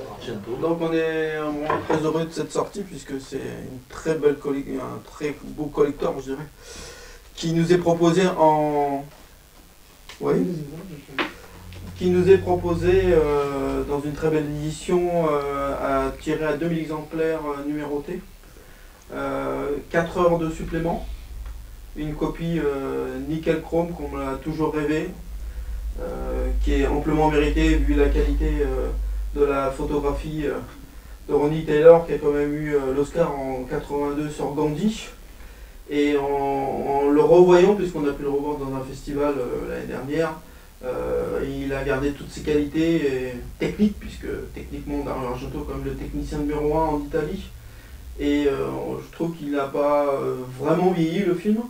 On retrouve bien sûr Argento dans toute sa splendeur avec ses crimes sadiques et odieux, puisque l'actrice principale, il l'oblige à voir ses crimes à la façon de Orange Mécanique, en lui bloquant ses yeux avec des aiguilles. Et voilà, c'est Argento. Alors bon, maintenant, je trouve que c'est l'un des 2 derniers grands films d'Argento au cinéma, avec le syndrome de Stendhal. Et depuis, c'est quand même beaucoup moins bon, à part bon, Jennifer, qui est quand même un téléfilm pour les Masters of Horror. Qui est très bien, mais qui ressemble très peu, hein, je trouve, à l'œuvre d'Argento, qui est un peu différent, mais que moi j'adore personnellement. Et voilà, alors ce qui est intéressant dans les suppléments, sur 4 heures, quand même des suppléments vraiment exclusifs, dont l'interview de Daria Nicolodi de 17 minutes en italien sous-titré français. Et ça fait toujours plaisir d'avoir une interview de cette grande dame, qui en général ne donne aucune information et qui reste, je dirais pas cloîtrée chez elle, mais qui ne brasse pas autant d'informations que Dario Argento. Et puis surtout, il y a un making-of de 45 minutes sur le film. Et ça, c'est plutôt rare. Parce que dans les films, dans les DVD ou Blu-ray d'Argento, vous n'avez jamais des making-of. Ou très rarement, mais en tout cas, moi, je n'ai pas le souvenir d'en avoir vu des aussi longs de 45 minutes. Et ce qui est très intéressant, c'est qu'on a pu récupérer ce fameux making-of, parce que cette jeune femme italienne qui l'avait réalisé, habitait Paris, au Marais. Et ça nous a permis à plusieurs fans de pouvoir le voir en avance. Et ce qui est intéressant aussi, c'est qu'on fête quand même les 30 ans du film. Et qu'on est fiers et on est très content que l'éditeur nous offre, Le Chat qui fume, nous offre cette édition que de 2000 exemplaires. Donc attention pour les fans. Il y a la BO aussi, un troisième. Je suis pas sûr. Je pense pas qu'il y ait la BO. Donc voilà, il y a plein de suppléments qui sont peut-être apparus dans d'autres copies, ça bien l'antenne, mais... il y a un truc incroyable, il y a la bande-son de la copie qui était passée à Cannes. C'est-à-dire qu'apparemment, il y a la bande-son du film en italien et il a eu aussi une piste son. Oui, c'est la version audio Cannes qui est marquée sur... Oui, parce qu'en fait, il y a eu 2 doublages anglais. Donc c'est le même film et c'est un autre doublage. C'est ça. J'ai oublié de dire quand même, c'est que c'est quand même la version intégrale. Hein, oui, j'espère. Et donc... sur polisson, en fait. Et donc, ce qui se passe sur les versions italiennes et françaises, dès que ça part sur la version intégrale, c'est en anglais sous-titré français. Bien sûr. Donc voilà, nickel chrome. C'est un film qui avait été charcuté à l'époque, Terror à l'opéra, je sais pas combien de temps. Puisque c'était produit par Orion, les Américains. C'est terrible quoi. Les Américains, et il avait charcuté le film. Et voilà, et puis je tenais à dire également que quelques temps après, 1er novembre, sort Le Retour des Morts Vivants, attendu par beaucoup de gens, et qui sera numéroté et tiré qu'à 2000 exemplaires également. Donc faire attention à bien commander son exemplaire à Medaluna par exemple. Alors Louis, tu vas nous parler d'un film, que tu arbores fièrement. Ouais. Non, je vais vous parler d'abord d'un autre film. D'accord. Donc dans la série des Inclassables, ou les films où vous pouvez trouver de Big Lebowski, Las Vegas Parano, ce genre de trucs, nous avons Les Chèvres du Pentagone, réalisé par un mec qui s'appelle Grant Heslov. Le mec qui est producteur, scénariste, acteur, réalisateur, je pense qu'il sait faire le café aussi probablement. C'est un copain de George Clooney, et le casting c'est juste simplement George Clooney, Kevin Spacey, Jeff Bridges et Ewan McGregor. Ça ira. Le film est irracontable. C'est une expérience menée par l'armée américaine à un certain moment, on va dire en Moyen-Orient. Paraît-il que c'est tiré d'une histoire vraie, ce qui est forcément débile, donc ça devrait marcher comme ça. Par contre, si vous êtes prêt à regarder un film avec le cerveau pas vide, disons, mais en étant étonné de rien, Et regardez Les Chefs du Pentagone, vous allez voir, Clooney est juste extraordinaire dedans, et les autres sont comme d'habitude, quoi. Jeff Bridges, McGregor, ça reste top niveau. Voilà, ça c'était pour Les Chefs du Pentagone. Après, qui fait la tête? Il y en a plusieurs. Mais on ne voit pas de tatou au fond. Sinon, bah voilà. Fait le fameux donc, fait doublage. je fais doubler. Qu'est-ce que c'est le fait doublage? Ça, c'est un film qui date début des années 80. D'ailleurs, il est facile à situer parce qu'en fait, dès le début du film, on voit des affiches sur une société qui store ou vend des films, et on voit Tourist Trap et Halloween. Donc ça aussi, à peu près l'époque. C'est l'histoire d'un gars qui s'appelle Eric Binford, qui est un cinéphile plus invertébré que nous encore. Nous, on est invertébrés, lui, il est super invertébré. Et qui, bah, pas tout vous raconter, mais bon, disons qu'il pète un petit peu une durite, et puis il se met à jouer les rôles des acteurs qu'il préfère, Bela Lugosi, qui est-ce qui jouait au Palon de Cassini? C'était qui l'acteur? Enfin, le mec qui jouait au Palon de Cassini, voilà. Et puis, on est plus dans les monstres de la Hammer ou c'est plus il y a la momie, il y a Dracula, il y a au Palon de Cassini, Tom Mix, oui. Tom Mix, voilà, c'est ça. Et il y en a d'autres. Donc c'est vraiment intéressant parce qu'on voit déjà une grande partie d'Hollywood, des endroits qui sont vraiment intéressants. Il y a des affiches de cinéma partout dans le film, des sons, des bandes-sons, on entend des morceaux de bandes-son, on reconnaît des costumes. Enfin, c'est vraiment un film pour cinéphiles. Moi, personnellement, c'est le film que j'aurais aimé réaliser, quoi. C'est carrément... Et ça se termine, je vous raconte pas la fin. Quand il sortira, parce qu'il n'est jamais sorti en France autrement qu'au cinéma et en VHS, je parle sous le contrôle de Maître Bruno. Donc, bah, pour l'instant, il y a une copie merdique en anglais, c'est celle-là. Et il y a un Blu-ray américain. Non, il y a un DVD américain, parce que pour le Blu-ray, j'ai gagné un restaurant. J'ai perdu un restaurant. On va faire le forcing auprès de nos amis éditeurs. Celui-là, moi, je le veux en Blu-ray. C'est énorme, ça peut passer. Pourquoi pas le Jean-Pierre Lasseur, si tu nous entends. Mais il y a des soucis autour du film à ce niveau, puisque nous, on avait voulu le sortir dans la collection justement de DVD de Movies, dans les films fantastiques jamais sortis en France. À l'époque, on travaillait justement avec Opening et Jean-Pierre Lasseur, et il y avait des problèmes autour des copies et des droits du film. Très très dur de remonter à la source. On était tombé sur plusieurs personnes qui disaient avoir les droits, qui de toute évidence ne les avaient pas. Enfin, ça se vérifiait auprès des copies qu'ils faisaient passer, qui étaient d'une qualité catastrophique. Celle-là est pas mal catastrophique. C'était Lustig, l'édition américaine, c'était chez Encorbet à l'époque. C'est à l'époque où Lustig y travaillait et la copie était bien. Mais donc il existe forcément une belle copie quelque part. Enfin voilà, patienter ou acheter le DVD anglais. DVD anglais, il n'y a rien, c'est de l'anglais, pas de sous-titres, que dalle. Si je me souviens bien, il tombe amoureux d'un sosie de Marilyn Monroe. C'est ça, voilà, c'est vraiment le rêve du cinéphile, ce film. Là, il y a aussi Mickey Rourke dans un rôle. Un petit rôle, oui. Tout jeune. Petit mais important. Voilà, c'est tout ce que j'avais à dire. Très bien, et tu l'as bien dit. Bravo. Bruno, alors tu vas nous parler d'un film d'enfer, Les Diables. Ouais. Les Diables de Ken Russell, parce qu'il y a une double actualité en ce moment. Mais donc pour resituer un peu, Ken Russell, c'est un réalisateur anglais qui est décédé maintenant lui aussi, qui a été quand même relativement controversé, qui a fait plein de films très bien, comme Tommy avec les Who, etc. Et puis en 71, après le succès de deux de ses films qu'il avait tournés pour la MGM, Music Lovers et Woman in Love, enfin plutôt dans l'autre sens, il a eu l'idée donc de faire ce film Les Diables sur une affaire historique très connue, qu'il a plus adapté d'un roman de Aldous Huxley qui parlait de la même histoire, sur l'histoire de la ville de Loudun au XVIIe siècle, où en fait le cardinal de Richelieu, à la demande du roi Louis XIII, voulait se débarrasser des villes fortifiées et de gens comme le prêtre joué par Oliver Reed dans le film, qui en fait avait une espèce de vie dissolue ou plutôt libertaire, et qui étant catholique, acceptait les protestants, et donc au niveau politique c'était quelque chose qu'il voulait éliminer. Et donc dans cette fameuse ville de Loudun, il y avait donc un couvent avec des nonnes, dont une d'entre elles qui était amoureuse de ce prêtre qui est joué par Vanessa Redgrave, qui est excellente dans le rôle, tombe amoureuse de lui, et évidemment lui ne l'accepte pas vraiment, et donc en fait tout est fait avec l'arrivée de Richelieu et d'exorciste pour accuser Grandier d'avoir possédé ces nonnes et l'éliminer simplement politiquement, quoi.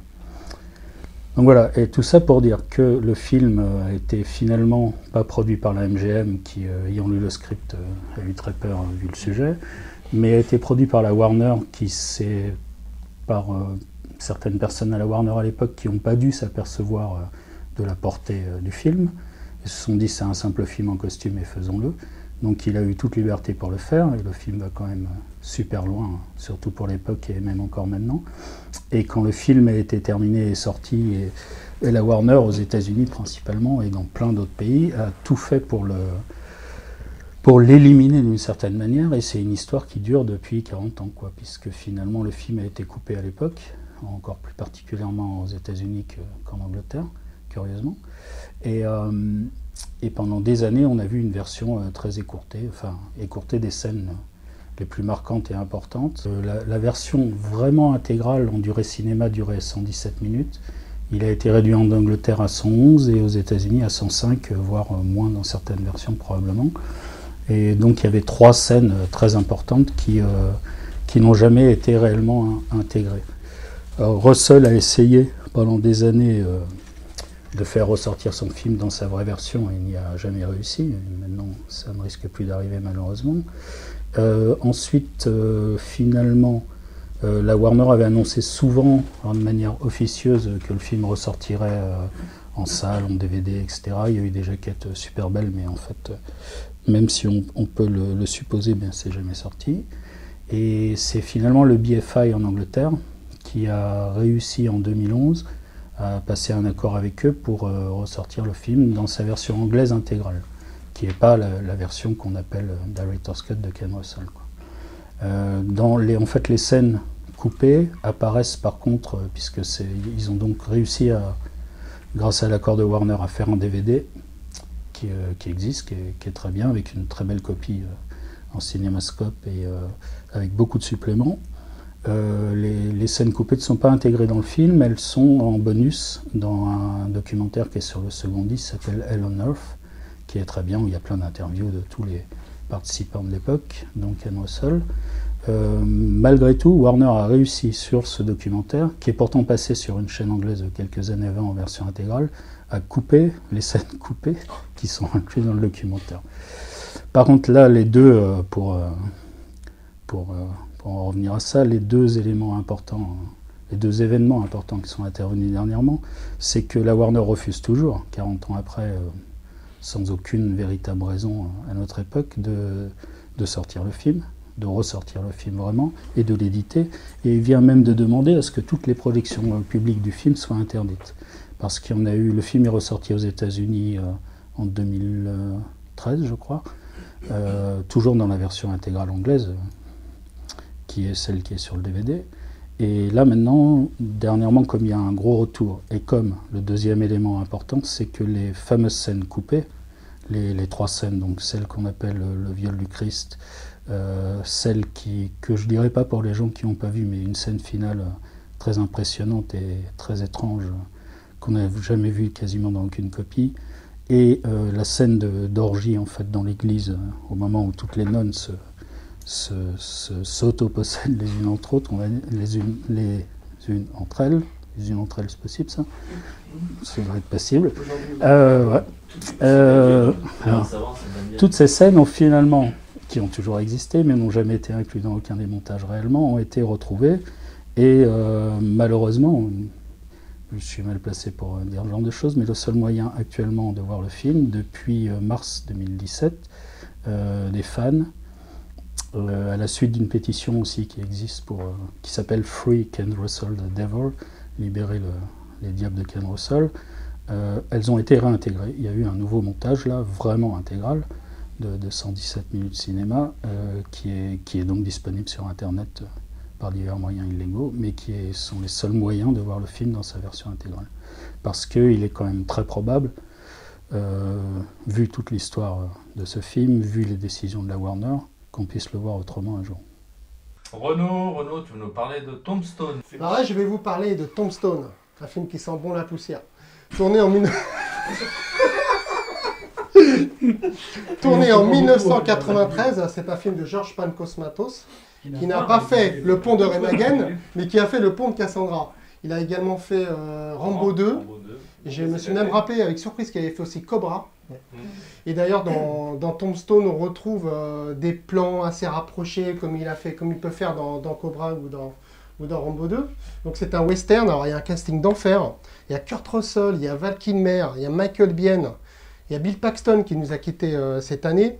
Il y a Power Booth, au mois de février, il est décédé. Billy Zane, Charlton Heston et Frank Stallone dans un petit rôle. Alors là, je ne l'ai pas trouvé, je l'ai vu en regardant le générique. Donc en fait, normalement, c'était pas Val Kilmer qui devait jouer le rôle de Doc Holliday, parce que ce film raconte la vie de Wyatt Earp. Et en fait, en plus, il est historiquement très très proche de la vérité. C'est un vrai biopic, hein. C'est pas créé. Donc il y a William Dafoe qui normalement devait jouer le rôle de Doc Holliday, mais comme il venait de faire La dernière tentation du Christ, les producteurs ont refusé sa participation dans le film. Ce qui a fait le bonheur de Val Kilmer, qui à mon avis trouve un de ses meilleurs rôles avec le rôle de Jim Morrison dans The Doors. Et c'est pas la seule personne normalement qui n'aurait pas dû être sur le film, puisque le film, c'est pas Cosmatos qui devait le faire, c'était Kevin Jarre. Kevin Jarre qui avait une vision plus ample et plus... Qu'est-ce que ça Qu'est-ce qu'il y a drôle? Je reprends. C'était pas drôle ça pourtant. C'était Kevin Jarre qui devait réaliser le film, et les producteurs n'étaient également pas d'accord, puisqu'il avait une vision beaucoup plus ample, il voulait faire un film beaucoup plus long. Et donc Cosmatos a été appelé pour réaliser le film. Voilà, alors il y a 2-3 petites choses qu'on peut dire sur le film, notamment Robert Mitchum devait avoir un rôle important dans le film, mais il a fait une chute de cheval pendant le tournage, et du coup il a été obligé de faire uniquement la voix off, la narration, la voix off, ce qui est mieux que rien, mais ce qui n'est pas suffisant par rapport... Qui est remplacé par Charlton Heston du coup. Il n'est pas vraiment remplacé par Charlton Heston. Non. Parce que Charlton Heston a un rôle beaucoup plus court, alors que le rôle développé par Robert Mitchum devait être beaucoup plus important, parce qu'il était le chef des méchants, quoi, le patriarche. Voilà, donc c'est un film que je vous invite à redécouvrir, qu'on peut... J'ai oublié de dire un truc sur le film, c'est qu'il est bon en fait. Oui, c'est un bon film, ça, bien sûr, sinon j'en parlerai pas. Bruno, je crois qu'on peut le trouver en édition en Blu-ray. Oui. Oui, en fait, il y a eu 2 montages, ouais. Et comme tu le disais au début, mais ça a été coupé parce qu'on a repris, il y avait une autre version en même temps, Wyatt Earp de Kasdan, où il y a eu des tas d'adaptations de cette histoire. Et Tombstone, moi j'y croyais pas trop à l'époque, mais en fait c'est carrément excellent dès la première scène incroyable de l'arrivée dans le désert. Et en fait, oui, donc il y a bien un montage Dear Cut en plus. Il n'y a que 6 minutes de différence, c'est des petites extensions, mais il y a une grosse différence aussi quand même, c'est que la prod avait voulu que le film soit super lumineux, et dans le Dear Cut, il est beaucoup plus sombre. Et voilà, et ce montage-là existe donc en DVD, en Blu-ray américain, chez Miramax, hein, c'est ça je crois, mais pas en France. Voilà. Très bien, voilà. C'est un film qu'il faut redécouvrir, parce que c'est franchement bien. Très bien. Alors Daniel, tu veux nous parler de la galerie Intemporelle. Alors la galerie Intemporelle est une galerie d'affiches de cinéma qui vend donc depuis maintenant une trentaine d'années des affiches de films, maintenant a ouvert un petit peu son champ à des figurines, à des objets, des photos, des négatifs de films, mais globalement spécialisé dans l'image de cinéma. Et donc nous sommes allés au 22 rue Saint-Martin à Paris pour rencontrer Stanislas Choco, qui est le créateur, le maître des lieux, le fondateur et voilà. Donc un sujet qu'on va voir tout de suite. Absolument. Voilà. C'est parti. Dans pas longtemps. Maintenant. Voilà.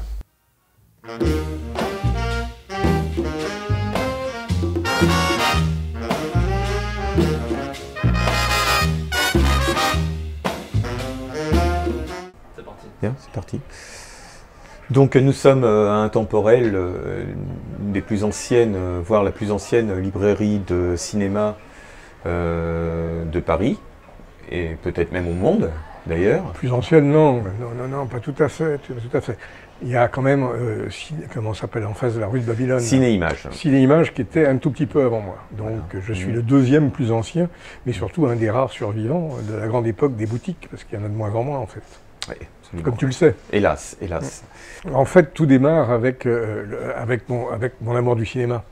C'est-à-dire que quand je suis gamin, je vais au cinéma sans arrêt, et le cinéma est quelque chose qui me fascine. Et donc, j'aime bien le cinéma ancien, et je commence à aller au marché aux puces, qu'un ami m'amène là-bas pour la première fois, et je vois qu'on peut trouver des revues de cinéma anciennes qui parlent des films que moi j'aimais déjà à cette époque-là.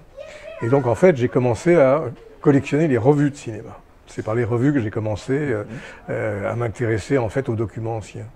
L'affiche à l'époque ne valait rien, il n'y avait pas de collectionneur, je parle il y a pas mal d'années, on ne va pas citer. Mais donc une époque où il n'y avait pas de collectionneur d'affiches. Les seuls qui collectionnaient un peu, c'était quelques collectionneurs de Fernandel. C'est à peu près tout ce qui était collectionné à l'époque.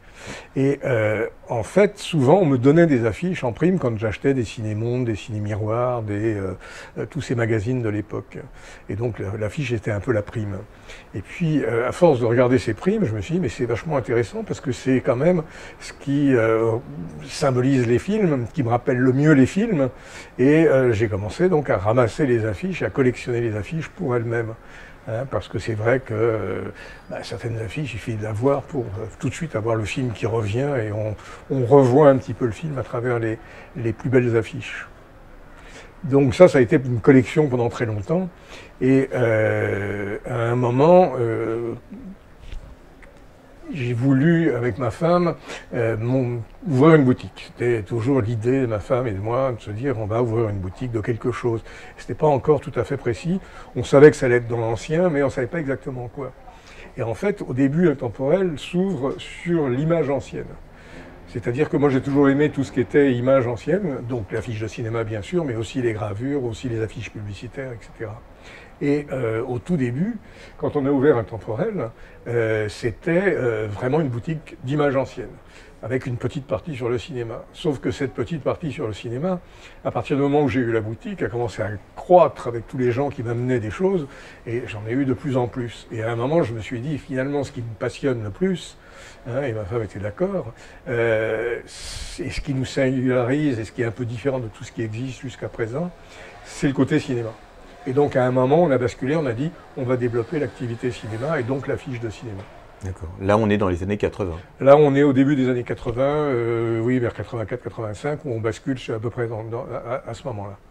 Et donc, il y avait un marché de l'affiche qui s'était un petit peu mis en place. Il y avait eu les premières ventes aux enchères qui avaient été faites par Van Gennep et puis Jean-Louis Capitaine, qui avait fait aussi les premiers livres sur les affiches de cinéma. Le premier, qui était le grand bouquin noir avec une Tati dessus, entre autres.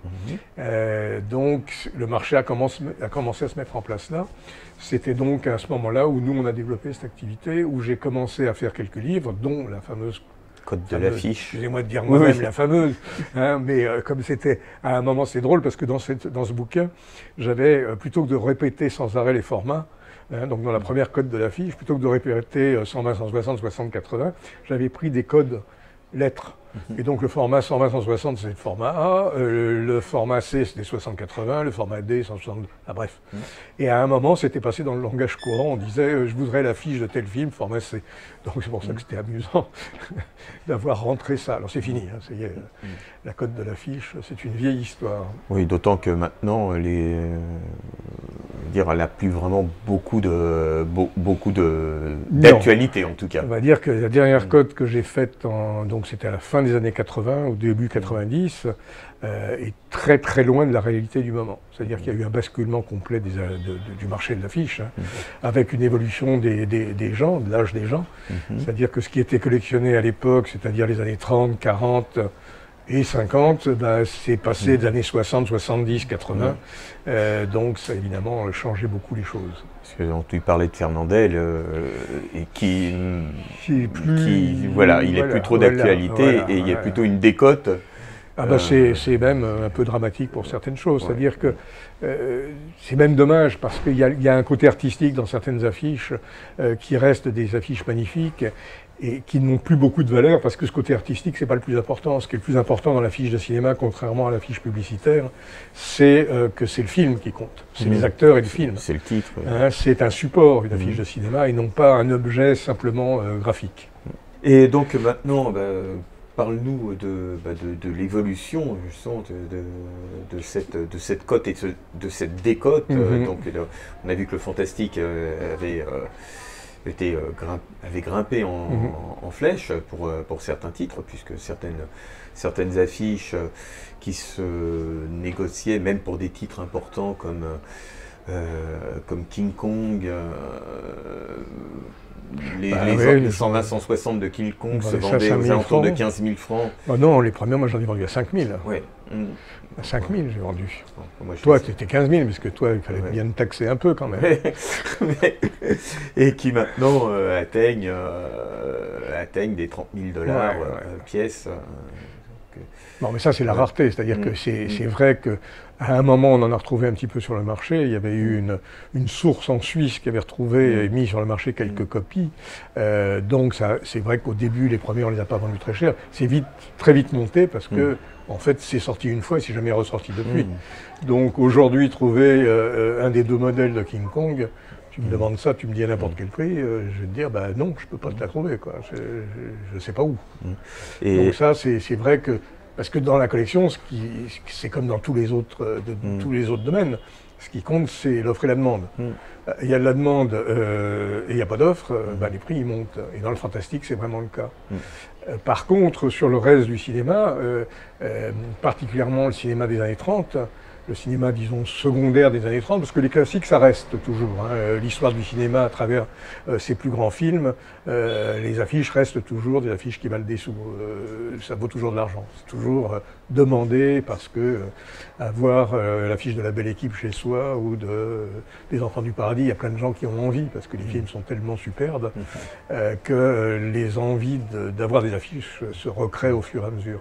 Par contre, c'est vrai qu'il y a toute une tranche de cinéma qui disparaît petit à petit. C'est-à-dire qu'on ne voit plus les films, ou en tout cas sur des chaînes confidentielles, et donc il n'y a plus de demande des affiches. Mais effectivement, je veux dire, il y avait une espèce de cote, mettons, je sais pas, pour des westerns dans les années, dans les années 80, 90, pour les westerns, les petits westerns entre guillemets, c'est pas du tout péjoratif, mais je pense aux Survivants des Monts Lointains ou des choses comme ça, qui étaient, il y avait un prix à peu près uniforme. Et donc ça a chuté. Ça a chuté pour plusieurs raisons. Déjà parce qu'il y a moins, encore une fois, donc moins de collectionneurs, moins de demandes. Mais surtout, il y a une énorme évolution dans le marché de l'affiche, c'est l'Internet. Internet est venu bouleverser complètement le marché parce que avec des sites comme eBay qui proposent, je ne sais pas combien il y en a au jour d'aujourd'hui, mais il y en a probablement 100 000 ou 200 000 des affiches proposées sur eBay, et d'autres sites, ça a fait sortir énormément d'affiches. Et ça fait un petit peu un nivellement vers le bas, c'est-à-dire que c'est vrai qu'il y a beaucoup de gens qui se demandaient pourquoi cette affiche des années 40 vaut sur eBay 20 € et puis vous nous demandez 500 € pour une affiche de la même époque. Alors, on peut expliquer que le film, c'est pas tout à fait poète poète tralala, mais que c'est Fenêtre sur cour ou quelque chose comme ça. Les gens ont un peu de mal avec ça et c'est vrai que les prix pratiqués sur ce genre de site a fait baisser un peu le marché.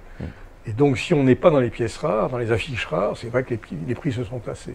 Encore une fois, offre et la demande. Si on nous propose un exemple bête, j'ai mis en vente une fois une affiche de Playtime sur un site pour essayer de voir ce que ça donnait. Elle s'est vendue la première 150.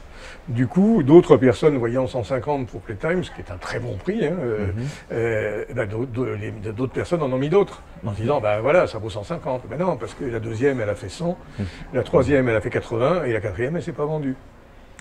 Et donc le problème d'Internet, c'est ça, c'est que ça banalise un certain nombre de choses, un certain nombre d'affiches, que ça crée une offre beaucoup plus large, et Et donc, automatiquement, un tassement des prix. Avec, par contre, pour les pièces les plus rares, un effet inverse, c'est que si quelqu'un veut le cauchemar de Dracula, il le tape, affiche cauchemar de Dracula, et ben, il la trouvera nulle part.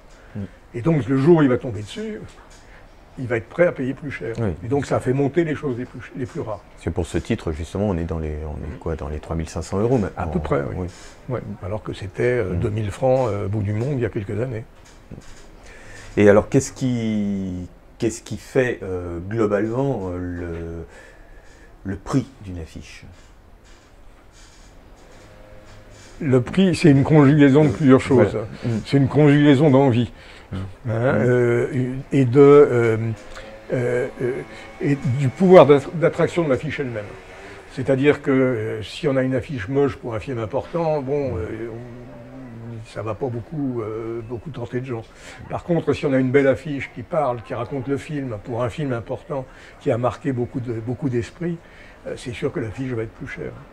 Si en plus, donc c'est très rare, bah, automatiquement les prix vont monter et peuvent atteindre pour certaines choses des prix, je dirais, un peu angoissants. Par contre, ce qui est très important de savoir, c'est même essentiel, c'est que dans l'affiche de cinéma, je dirais que 90% des affiches, toute époque confondue, valent moins de 100 €, 100, 150 €. Donc on peut toujours se faire plaisir avec une affiche de cinéma d'un film qu'on aime. Pour un prix totalement raisonnable. C'est vrai qu'on parle toujours des exceptions, des affiches à quelques centaines de milliers de dollars ou à quelques milliers d'euros, mais c'est pas la réalité. La réalité, dans des boutiques comme la mienne ou chez des confrères, c'est qu'on vend majoritairement des affiches autour de 100, 150, 200 €, voire moins. Ça a été un virage assez difficile à prendre, puisque c'est vrai que pendant très longtemps, parler de repro, c'était le mot interdit, quoi. Ouais, reproduction, on ne parlait pas, c'était de la traîtrise, c'était faire des faux, c'était... ça a été mon point de vue pendant longtemps. C'est vrai que pendant... en fait, on fait de la repro intemporelle depuis quoi, même pas une dizaine d'années. L'intemporel existe depuis 30 et quelques. Donc ça nous a pris du temps avant de décider de faire de la repro. En fait, il y a eu deux raisons à ça. Non, même trois. La première, c'est une question de prix, tout bêtement. C'est que les affiches les plus importantes devenaient à tel point inabordables que pour beaucoup de gens, ce n'est plus possible. La deuxième chose, c'est le choix qu'on pouvait offrir. Et puis, la troisième raison, c'est qu'il y a une évolution de la demande des gens. Donc, aujourd'hui, dans la nouvelle génération, très souvent, quand les gens regardent dans nos présentoirs, voient des affiches originales et vont me dire « Ah, elle est bien celle-là, vous n'auriez pas la même en plus petit ». Ou quand je leur dis « Mais vous savez, c'est l'affiche originale », ils me disent « Oui, mais bon, ouais, moi ce qui me plaît, c'est l'image ». On est passé quand même, pour la majorité des gens, à autre chose que nous, collectionneurs de l'époque, où on avait besoin d'avoir le document d'époque dans les mains. Ça a beaucoup évolué. C'est vrai que dans les nouvelles générations, les gens plus jeunes, c'est beaucoup moins important que nous. Il n'y a pas ce côté je touche un document d'époque. Ce que les gens veulent, c'est une image qui leur parle, une image qui leur plaît. Avec donc cette différence de prix. On prend, je sais pas, Metropolis, une affiche originale, je ne cite même pas de prix, c'est impossible. 500 000 $. Voilà. Parce qu'on parle en dollars, là. On parle en dollars, oui, puisque c'est le marché là-bas. Une repro, ça vaut 20 €. Oui. Et pour beaucoup de gens, à la limite, ils ne font pas la différence. Ça paraît monstrueux à dire, mais c'est une réalité. C'est une réalité. Les gens, ce qu'ils veulent, c'est une image. Mais bon, on n'est plus dans le domaine de la collection, de toute façon. On n'est absolument plus dans le domaine de la collection. Donc ça, c'est toute une nouvelle frange de gens qui viennent dans des boutiques comme la mienne, de gens qui ont envie de prolonger leur film, ce que nous on faisait, mais avec une image simplement du film, et pas forcément une image de l'époque du film. On est, là, on est un peu dépassé sur ça. Des collectionneurs, il y en a encore, mais ça, très souvent, il y a des gens qui vont me prendre une belle affiche originale, qui vont faire encadrer en format 60-80, et à côté, ils vont mettre 3 repros. Ce qui, pour nous, il y a quelques années, était criminel, quoi. Oui, totalement. Bah, aujourd'hui, donc, ça ne l'est pas. Et en fait, c'est le monde qui évolue, c'est comme pour beaucoup de choses. Ça avait commencé aux États-Unis, je crois, ce système de... Le système de la reproduction, ça a sur commencé... quelques titres, en tout cas. Sur quelques titres, voilà. Mais nous, on a décidé de faire un petit peu différemment. C'est-à-dire que j'ai la chance d'avoir des archives énormes. C'est-à-dire que depuis très longtemps, on a toujours scanné les affiches ou fait des photos en haute définition, ce qui fait qu'on a des archives très importantes. Et donc, une fois qu'on n'a pas de problème de droit, puisqu'il y a plein d'illustrateurs que malheureusement je ne peux pas reproduire, j'aimerais bien, mais j'avais essayé d'avoir des autorisations auprès de la DAGP ou d'organismes comme ça, mais c'est difficile parce que le tirage à la demande, c'est quelque chose qui est compliqué. Faire un contrat sur du tirage à la demande, en fait, on ne sait pas comment le tourner. Donc malheureusement, il y a plein de choses que je ne peux pas faire. Mais il y a un certain nombre d'affiches qu'on peut faire, soit parce qu'elles sont libres de droit, parce que très anciennes, soit parce qu'elles ne sont pas signées, soit parce qu'elles appartiennent ou elles ont été faites à des illustrateurs que je connais ou que j'ai connus et qui m'ont donné les autorisations. Donc ça nous a permis de proposer, en fait, au jour d'aujourd'hui, on a pratiquement 10 000 documents qu'on peut faire à la demande. Donc c'est quand même... de quoi faire une belle déco. Voilà, faire une belle déco. C'est pas possible que quelqu'un arrive ici et reparte sans quelque chose, soit après avoir regardé sur le site internet, soit pouvoir passer quelque temps ici. Donc c'est ça qui m'amusait aussi, c'était tout d'un coup quelqu'un qui arrive et qui me dit oh, je rêverais d'avoir une affiche de Porte des Lilas, c'est un exemple qui est un exemple récent, et puis je descends et puis pof, on a une reproduction et la personne, c'est ce qu'elle voulait. Une affiche de René Perron. C'est une affiche de René Perron, oui. Et donc tu fais également des affiches. Ça c'est nouveau, enfin relativement nouveau, qui sont des affiches sous licence. Donc c'est une boîte qui s'appelle Mondo qui a initié le truc. Donc ils font des affiches nouvelles, complètement dessinées, complètement réinventées. Ils font faire ça par des dessinateurs très talentueux, et qui sont des affiches à édition limitée, avec imprimées de façon traditionnelle, une superbe impression. Ah, c'est de la sérigraphie, 12 couleurs parfois, absolument incroyable. Donc, est-ce que tu peux nous dire un petit mot là-dessus? C'est un peu, ça va un peu dans le même sens que mes repros. Au départ, l'idée, puisque au départ, ces Mondo se vendaient par la maison qui les fabriquait 60 $.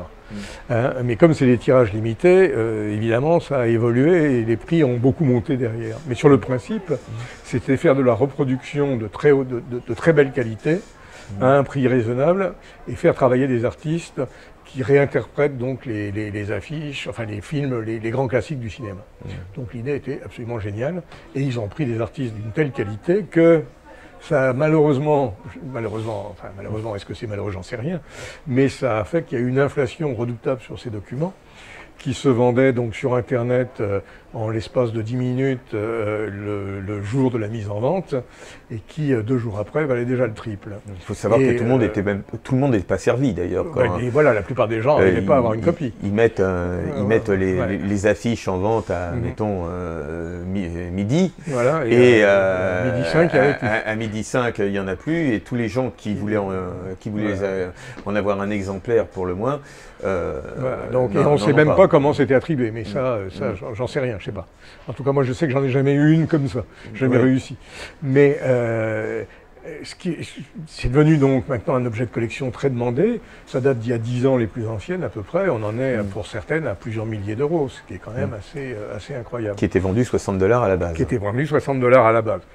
Mais c'est vrai que la qualité graphique, que la rareté, que les films choisis correspondent à une telle demande que c'était un peu prévisible. Il faut rappeler aussi que les tirages sont très limités.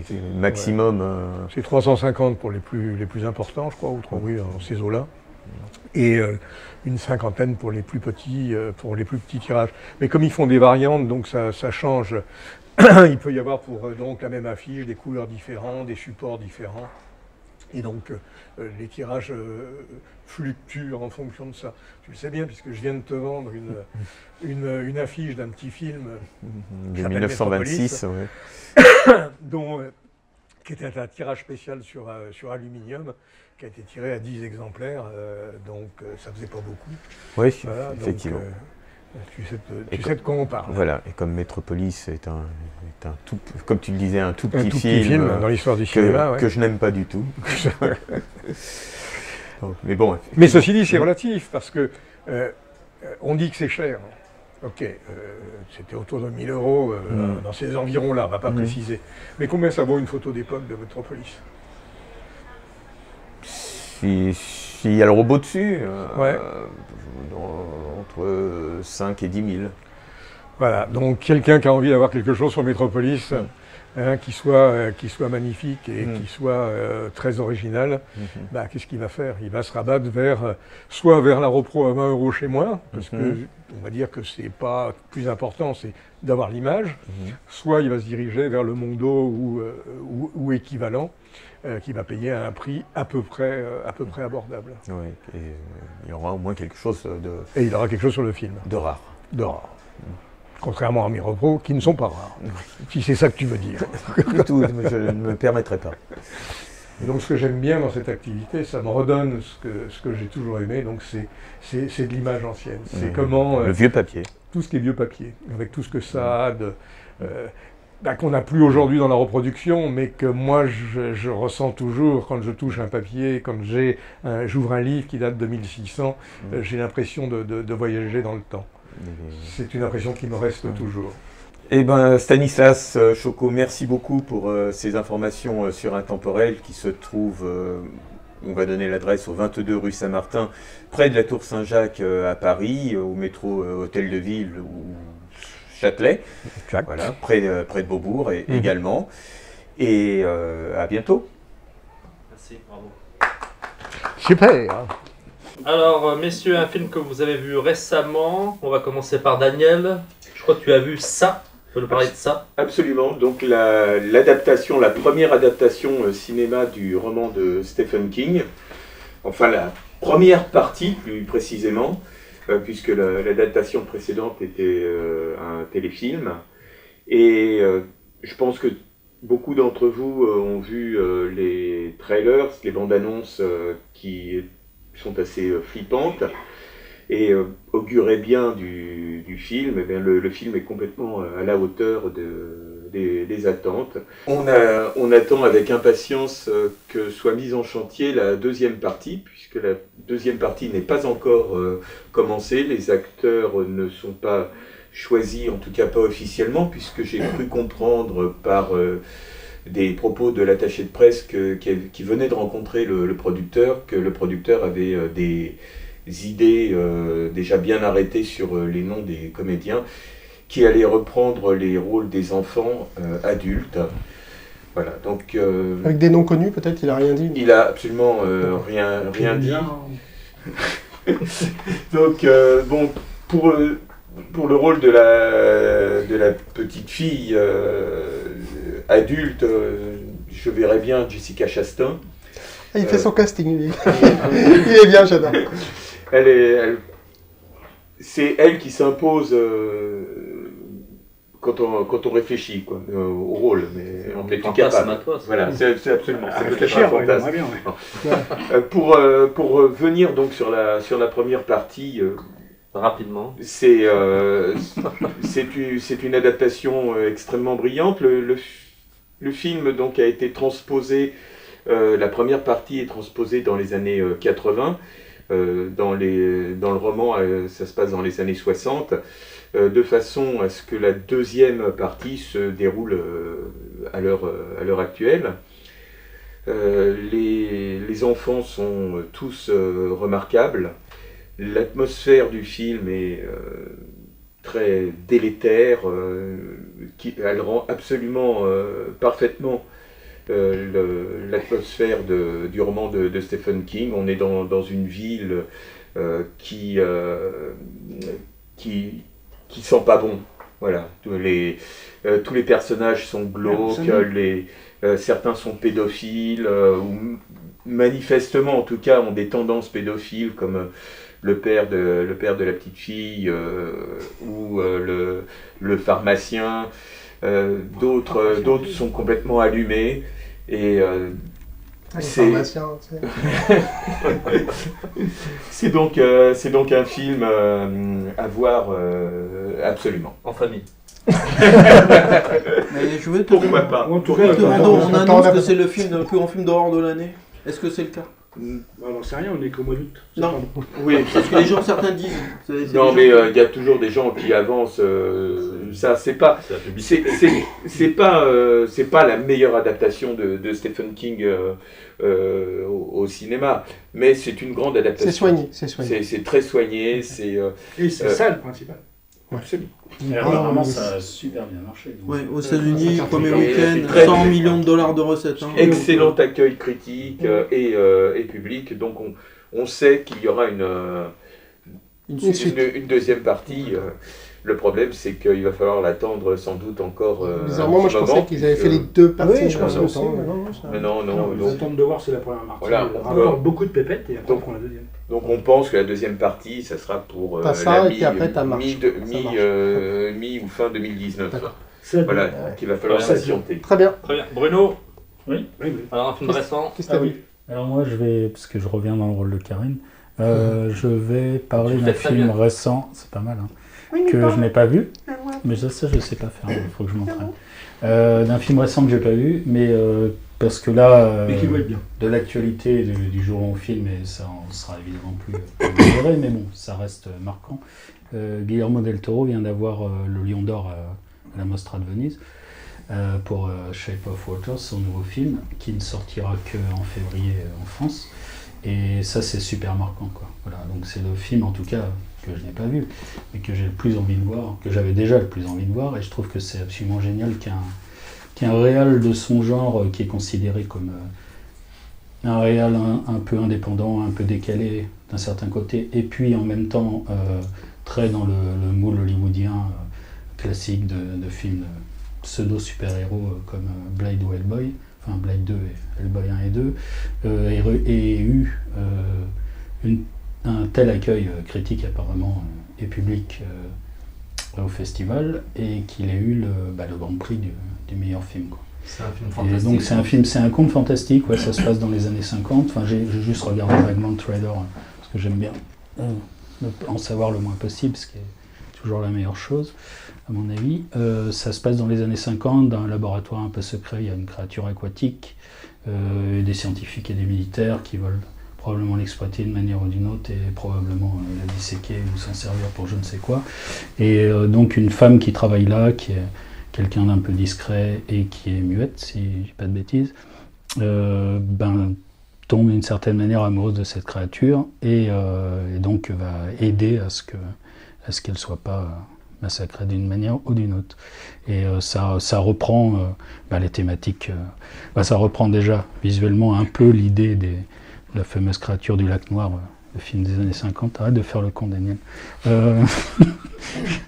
Le film des années 50 de Jack Arnold, tous les trucs que nous on aime bien et que Del Toro aime bien aussi, qui étaient déjà développés dans ses films, quoi, l'aspect gothique, l'aspect fantastique classique et l'aspect poétique, et le rôle d'une créature monstrueuse qui ne l'est certainement pas autant qu'elle en a l'air.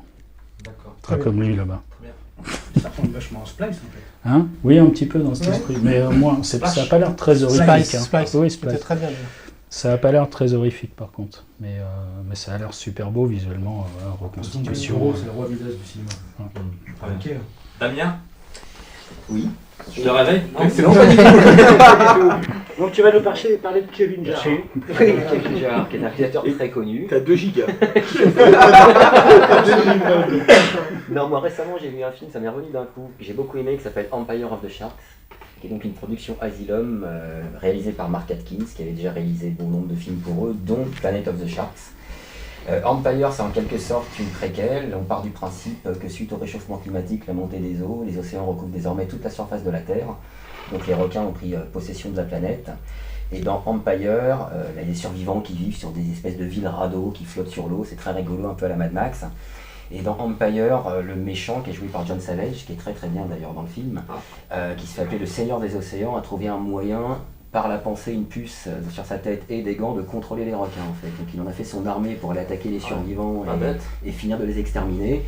Donc ça donne lieu, comme souvent chez Asylum, à bon nombre de scènes d'action, avec 60 requins en CGI régulièrement qui sortent de l'eau pour aller attaquer les villes radeaux. Mais il y a un petit truc rigolo à la fin, c'est qu'il a aussi son arme ultime qui est qui n'est pas tout à fait à la fin, mais il a une sorte de requin kamikaze, qui est en fait un requin qui a l'air un peu plus badass que les autres et qui est en plus chargé de missiles nucléaires de partout et qui l'envoie s'exploser contre les villes radeaux des survivants. Il avait pris le scénariste, qu'est-ce qu'il avait pris Écoute, je sais pas, bonne, chez Asylum, ouais, de la bonne, mais par contre, il n'a pas pris grand chose en salaire comme d'hab aussi. Parce que chez Asylum, tu vends ton scénario $200 et t'es payé $2000 flat pour réaliser les films. On te donne 2000 pour faire le film, et puis après, c'est réglé, quoi. D'accord. Donc c'est poule aux odeurs pour ceux qui dirigent Asylum, mais un peu moins pour ceux qui écrivent et qui réalisent. Très bien, Ça donne envie pas de faire des films rigolos. Ah oui, c'est clair. Christian. Alors moi j'ai rien vu de spécial au cinéma récemment, par contre j'ai vu un film qui est sorti au ciné l'année dernière que j'ai vu en DVD, c'est, vous rigolez pas, Elvis et Nixon. Je savais qu'ils allaient rigoler, je sais pas si vous l'avez vu, c'est vraiment bien, c'est vraiment sympa. L'histoire c'est quoi? C'est la rencontre mythique entre le King et Nixon, et en fait Elvis, c'est une histoire vraie, on a extrapolé par rapport à une histoire vraie, il y a des photos avec les deux. Elvis il est préoccupé par l'avenir de son pays, et puis il décide d'aller rencontrer Nixon, donc il va sonner quasiment à la porte de la Maison Blanche, en voulant devenir un agent fédéral undercover, quoi, en fait. Hein. Et bon, c'est toute la montée, la rencontre, comment ça va se constituer. Michael Shannon qui fait Elvis, qui est vraiment excellent. On n'est jamais dans la parodie, on est toujours, c'est drôle, mais c'est jamais parodique. Et Kevin Spacey qui fait Nixon. Donc vraiment très très sympa. C'est vraiment, alors, on n'entend pas le King, c'est vraiment une bande son, mais il n'y a pas du tout de chanson. Mais il y a beaucoup d'allusions à sa carrière, à sa vie. C'est très très fin.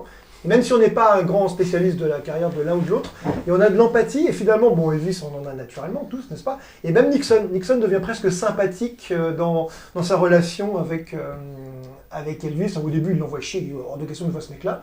Et par exemple, les organisateurs appellent la fille de Nixon, et puis donc la fille qui est une fan d'Elvis appelle son père pour l'engueuler en disant hors de question que tu l'envoies chier. Et c'est grâce à ça que la rencontre a lieu.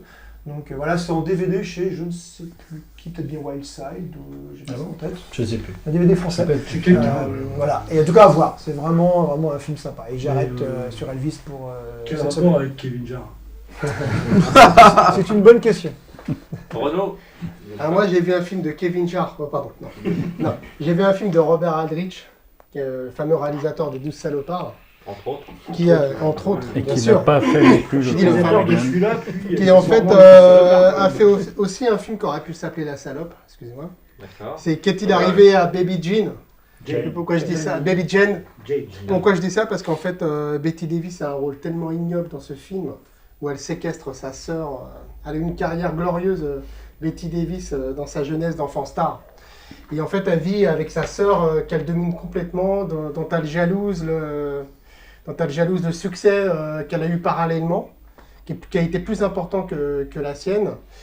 Et elle lui fait des choses ignobles, hein. Je passe les détails parce que ça serait gâcher le film. C'est un film qui se passe en huis clos, qui à mon avis, il m'a fait penser à Misery en fait, dans le sens où il y a une espèce de domination entre deux personnages et ça se passe dans une zone bien délimitée, sauf à la fin. Ça se passe sur une plage, mais je ne vais pas vous raconter le film. C'est un film, donc il y a aussi John Crawford dans ce film. C'est un grand classique, c'est ça le plaisir. C'est un film que j'ai découvert en DVD Warner, qui existe en Blu-ray aussi en Blu-ray.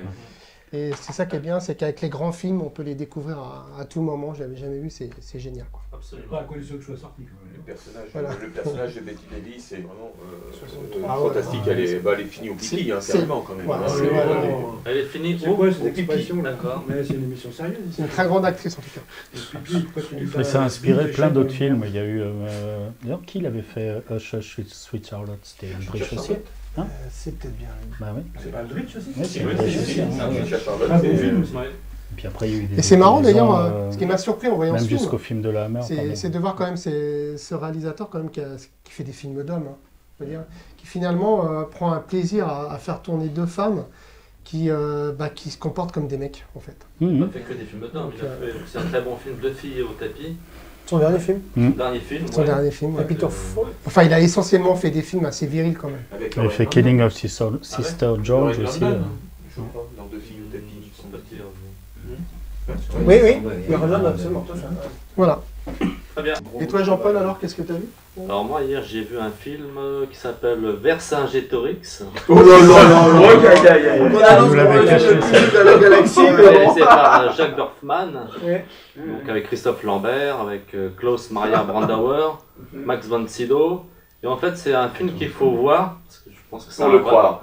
Pour le croire, on peut le ranger dans la catégorie, effectivement, des films qu'il faut voir pour croire. Parce que déjà, la première séquence est assez surréaliste, puisqu'elle se passe dans le cosmos. On voit il filme l'espace, on voit une étoile filante qui passe.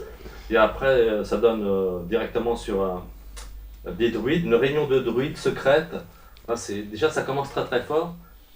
C'est dans ce film qu'il y a le fameux Gauloise. Gauloise, qui a fait deux fois, mais ça c'est vraiment un détail. Mais tout le film, c'est vraiment,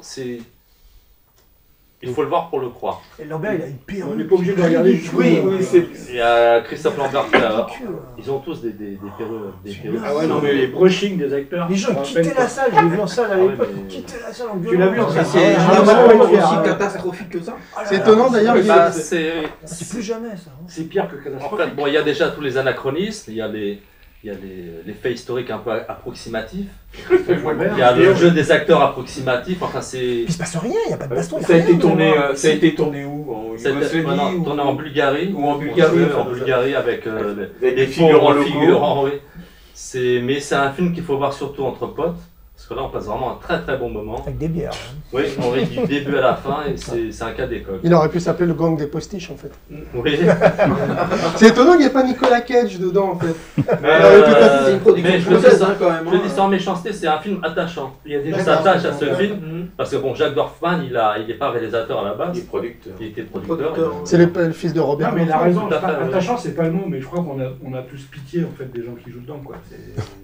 Peut-être pas quand même. On va dire que c'est un film attachant quoi. Non, Si, je peux dire qu'on a pitié. On a quand même pitié de cette Pour Lambert, œuvre. c'est pas grave, mais Brandauer, ça fait chier de voir dans un film. Et Max von Sydow. Aussi, C'est pour tous, c'est tellement effarant. Bon, tu nous le conseilles quand même. Et il y a Ah Blanc. ouais, Il y a Blanc. Mais il nous le conseille avec des potes quoi. Parce que le film, ça a été une catastrophe. Oui, c'est ça. Un fiasco. Non, même l'image n'est pas terrible non plus. Donc. C'est dommage parce que je pense que réalisé par Jean-Jacques Hano, ça aurait donné un autre film. Parce que Dorfman avait produit La Guerre du Feu, il avait cartonné. Et donc c'est dommage. C'est une occasion ratée. Je veux dire, si Dorfman avait réalisé La Guerre du Feu, ça aurait été nul. C'est peut-être forte chance, oui. Ouais. Très bien. Très bien, on va se on va vous laisser. dire au revoir. On remercie encore Damien d'être venu avec nous, Voilà, c'était cool. à vous. Et puis surtout, n'oubliez pas B-Movie Poster, parce que c'est le moment où on a envie de voir ce bouquin sortir. Absolument. Merci Damien. Donc lundi à midi, on soit à 250. Voilà. Non mais de toute façon, à la fin de l'émission, normalement, on part Damien, dans un mois, mais c'est pas grave. le chèque, tu fais le chèque à la fin de Voilà. l'émission. Bien entendu, mais j'attends déjà celui d'intemporel. D'accord. Très bien. Au revoir. Très bien. À la prochaine. Ciao. Au revoir. Allez, C'est aussi celle-là. lâche, si vous trouvez des films à voir.